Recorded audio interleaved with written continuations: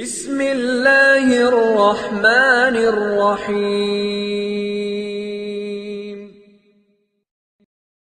بسم اللہ الرحمن الرحیم وبہ نستعین۔ ہاں تو بچوں، ہم نے بتایا نا آپ کو ہر فرض نماز کے بعد کیا پڑھنا ہے؟ کیا پڑھنا ہے؟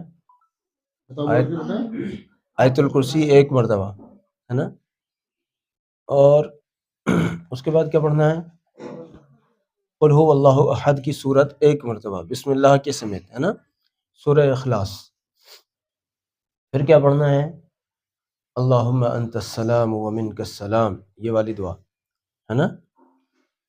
اصل میں سنت تو یہ ہے کہ جب سلام پھیریں فرض نماز کا تو 3 مرتبہ استغفر اللہ استغفر اللہ استغفر اللہ پڑھا جائے، ٹھیک ہے؟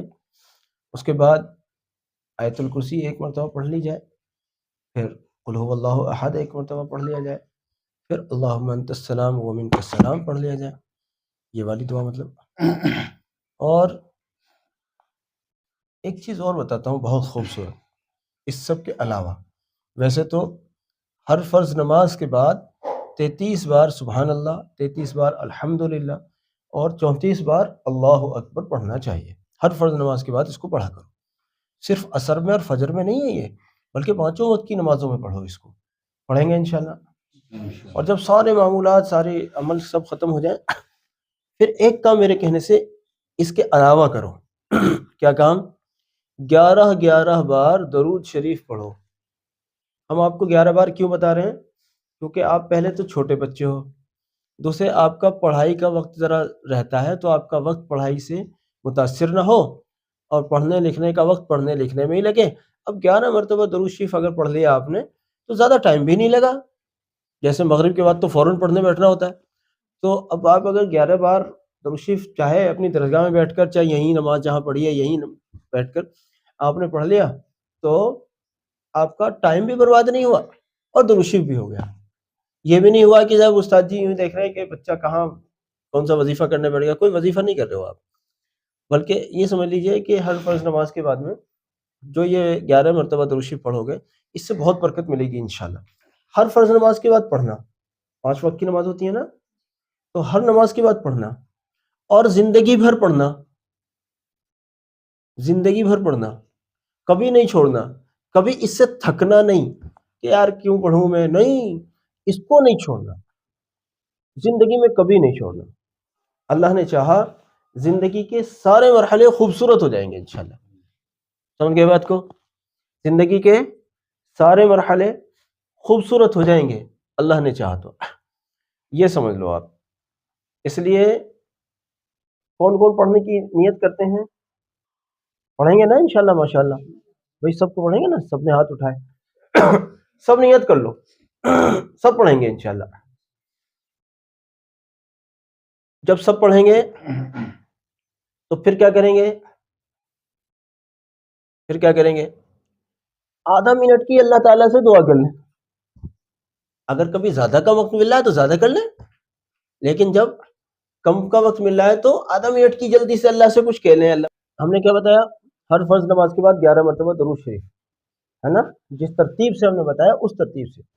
پھر ذرا آدھا منٹ اللہ تعالیٰ سے ہاتھ اٹھا کے دعا کر لیں گے نا، اللہ میرے ابو کا مسئلہ، اللہ میرے امی کا مسئلہ، اللہ میرے استاد جی کا مسئلہ، اللہ میاں میرا اپنا مسئلہ، اللہ ہمارے مدرسے کا مسئلہ، اللہ یہاں بسنے والے مسلمانوں کا مسئلہ ہے۔ دیکھو، اللہ کا قرب پانے کے لیے، اللہ کی محبت پانے کے لیے نبی صلی اللہ علیہ وسلم کی محبت مل جائے بڑی بات ہے۔ اور نبی صلی اللہ علیہ وسلم کی محبت پانے کے تین باتیں بتاتا ہوں اس کے لیے، بس آدھا منٹ کی۔ کیا باتیں؟ ایک بات تو سنتوں بھری زندگی ہو۔ کیسی بھری؟ کھانا کون سے ہاتھ سے کھانا ہے، کون سی دعا پہلے پڑھنی ہے، کون سی بعد میں پڑھنی ہے، پانی کھڑے ہو کے پینا ہے یا بیٹھ کر پینا ہے، کیسے پینا پانی؟ بیٹھ کے پینا نا، سر ڈھانپ کے پینا ہے، صاف برتن میں پینا ہے، گھر میں داخل ہونا ہے تو سلام کرنا ہے، مسلمان کو راستے میں ملتا ہے تو اس کو سلام کرنا ہے، اجنبی لوگوں کو کھانا کھلانا ہے، وغیرہ وغیرہ، بہت ساری ایسی سنت ہے۔ وضو کرنا ہے تو مسواک کرنا ہے نا؟ تو ایک تو یہ کہ سنتوں بھری زندگی ہو، دوسرے درود شریف کی کثرت ہو۔ اب کثرت جو ہم نے آپ کو بتایا، ابھی آپ چھوٹے بچے ہو اس لیے ہم آپ کو کثرت نہیں بتا رہے ہیں، ہر فرض نماز کے بعد 11 مرتبہ درود شریف پڑھ لو، تو درود شریف سے آپ کا ایک رشتہ جڑ گیا۔ یہ دونوں باتیں ہو گئی نبی صلی اللہ علیہ وسلم کی محبت پانے کی۔ ایک اور تیسری چیز اس میں شامل کرو۔ کیا ہے تیسری چیز؟ وہ حدیث شریف سے ثابت ہے، وہ بھی کیا ہے تیسری چیز؟ امت کے لیے دعائیں کرو۔ کس کے لیے دعائیں کرو؟ سارے مسلمانوں کے لیے دعائیں کرو، اللہ میاں ساری امت کا بھلا کر دے، ساری امت کے مسئلے حل فرما دے، ہے نا بھائی؟ ساری امت کے لیے دعا کرو۔ یہ تین کام پکڑ لو، اللہ نے چاہا نبی صلی اللہ علیہ وسلم کی محبت ملے گی، اور جس کو نبی صلی اللہ علیہ وسلم کی محبت ملے گی تو پھر اس کو اللہ کی محبت بھی ملے گی۔ تو ٹھیک ہے، کریں گے آج سے۔ دیکھو آخری بات کہہ کر ختم کریں، مدرسے کے بچوں کی دعائیں بہت قبول ہوتی ہیں، یہ آپ ذہن میں رکھیں، آپ لوگوں کی دعائیں بہت قبول ہوتی ہیں ماشاءاللہ۔ ہاں بالکل، 24 گھنٹے وہی دین کا ماحول ہوتا ہے، خرافات ہوتی نہیں ہے، ہر وقت زبان پر قرآن ہوتا ہے ماشاءاللہ۔ تو میرا تجربہ یہ ہے کہ اس لیے سب مسلمانوں کے لیے دعائیں کیا کرو، ٹھیک ہے نا؟ کریں گے نا بھائی؟ آپ کی قبول ہوتی ہے تو سب کے لیے دعائیں کیا کرو، تو تاکہ ساری امت کا بھلا ہو جائے۔ کریں گے انشاءاللہ، اللہ آپ کو برکت دے، خوب جزائے خیر دے۔ دعا کریں۔ بسم اللہ الرحمن الرحیم وبہ نستعین۔ آج ہم آئے ہیں بلند شہر میں اپنے رفیق محترم، بزرگ رفیق، ہمارے بہت مشفق، ہمارے پیر بھائی بھی ہیں، حاجی عرفان صاحب کے گھر پر۔ انہوں نے گھر میں ایک چھوٹی سی دعائیہ مجلس رکھی ہے، مدرسے کے بچوں کو بلایا ہے، ان سے کچھ ذکر اذکار بھی کروایا ہے انہوں نے پہلے ہی، ہم تھوڑا لیٹ ہوئے تو ماشاءاللہ اب حاجی عرفان صاحب جو ہمارے پیر بھائی ہیں، یعنی حضرت مفتی مظفر حسین صاحب رحمۃ اللہ علیہ کے وابستگان میں سے حاجی صاحب کا بھی نام ہوتا ہے، اور میں تو بھائی حضرت مفتی صاحب رحمۃ اللہ علیہ کے غلاموں میں سے ہوں، میری کیا اوقات، میری کیا حیثیت۔ تو مجھے اس معنی کر حاجی صاحب سے بڑی محبت ہو گئی ہے کہ حاجی صاحب ہمارے پیر بھائی بھی ہوتے ہیں ماشاءاللہ۔ اللہ جزائے خیر دے۔ یہ تعلق اور یہ تعارف یوٹیوب کے ذریعے سے پیدا ہوا، بعد میں پتہ چلا کہ حاجی صاحب ہمارے پیر بھائی بھی ہیں ماشاءاللہ۔ تو بہرحال بچوں نے ذکر اذکار کیا ہے، اب کچھ دعا کر لیتے ہیں، اور انشاءاللہ آگے کا سفر ہمارا علی گڑھ کا ہے، اور مفتی خالد قاسمی صاحب ہمارے ساتھ ہیں، اور بلکہ ہمارے میر کارواں ہیں اس وقت، اور ایم یو کا سفر ہے آج انشاءاللہ، ایم یو جا رہے ہیں۔ تو راستے میں حاجی صاحب کی چونکہ بہت دیرینہ فرمائش تھی، تو چاہا کہ حاجی صاحب کی اس فرمائش کو آج پورا کیا جائے۔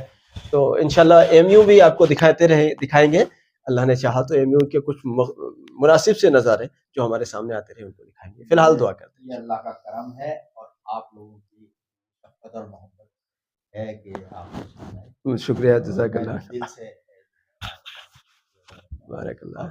اللہ تعالیٰ بار بار عالموں کو، میرے گھر تو آنا جانا رہتا ہی ہے، لیکن ایک سلسلہ اللہ نے جوڑا، اللہ تعالیٰ کو قائم رکھے۔ آمین آمین، اللہم آمین، اللہم آمین۔ دعا کر لیں۔